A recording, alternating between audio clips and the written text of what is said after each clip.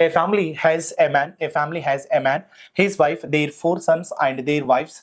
So the first son has three sons. The first son has three sons and one daughter. Second son has two sons and three daughters. And the third and fourth sons have three daughters each అంటున్నాడు.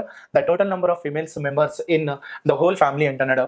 ఒక కుటుంబంలో ఒక పురుషుడు, అతని భార్య మరియు వారి నలుగురు కుమారులు, వారి భార్యలు కలరు. మొదటి కుమారునికి ముగ్గురు కుమారులను మరియు ఒక కుమార్తెను కలిగి ఉన్నాడు. రెండో కుమారుడు ఇద్దరు కుమారులను, ముగ్గురు కుమార్తెలను కలిగి ఉన్నాడు.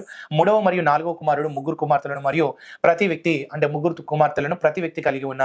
అయితే ఆ కుటుంబంలో మొత్తం మహిళల సంఖ్య ఎంత? ఫస్ట్ ఇక్కడ ఏమన్నాడంటే హస్బెండ్ అండ్ వైఫ్ వీళ్ళిద్దరు ఉన్నారు అన్నట్టు. ఓకేనా?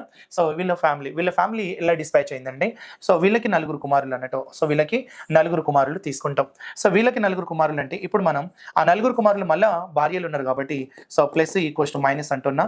అలాగే ప్లస్ ఈక్వల్స్ టు ఏం రాసుకోవచ్చు ఇక్కడ మైనస్ అంటున్నా. అలాగే ప్లస్ ఈక్వల్స్ టు మైనస్ ఎందుకు? వాళ్ళ భార్యలు ఉన్నారు కాబట్టి వీళ్ళది ఒక పేరుగా తీసుకోవాలి మనం. ఓకేనా? మళ్ళీ మొదటి కుమారుడు. సో ఇక్కడ ఏంది ఫస్ట్ వన్, ఇలా రెండో వాడు, వీడు మూడో వాడు, వీడు నాలుగో వాడు.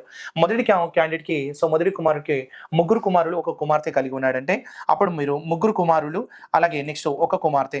రెండో వానికి చూడండి ఇద్దరు కుమారులు, ఈ ముగ్గురు కుమార్తెలు, ఇద్దరు కుమారులు అంటున్నాడు. అలాగే ముగ్గురు కుమార్తె. సో మైనస్ గా తీసుకుంటున్నా, 3 మైనస్ గా తీసుకుంటున్నా. అలాగే థర్డ్ వన్, ఫోర్త్ వన్ కి మాత్రం ముగ్గురు చొప్పున కుమార్తెలు కలరు అన్నాడు. సో ముగ్గురు చొప్పున కుమార్తెలు. అప్పుడు ఇతనికి ముగ్గురు, ఇతనికి ముగ్గురు, ఇతనికి ముగ్గురు. సో ఒక డాటర్ ఉంది. ఓకేనా? ఇక్కడ మనం తీసుకుంటే ఇక్కడ వైఫ్ అనేది ఫిమేల్స్ కాబట్టి అప్పుడు ఇక్కడ మనం నలుగురు అని చెప్పాలి. అప్పుడు 3 + 1 10 ప్లస్ ఇక్కడ 14 ప్లస్ ఇక్కడ మనం ఇక్కడ వైఫ్ తోటి 1 కాబట్టి సో టోటల్ మనకు ఉమెన్స్ ఎంత అంటే సో 15 మెంబర్స్ అనేది నీ ఆన్సర్ గా తీసుకుంటాం. ఓకేనా?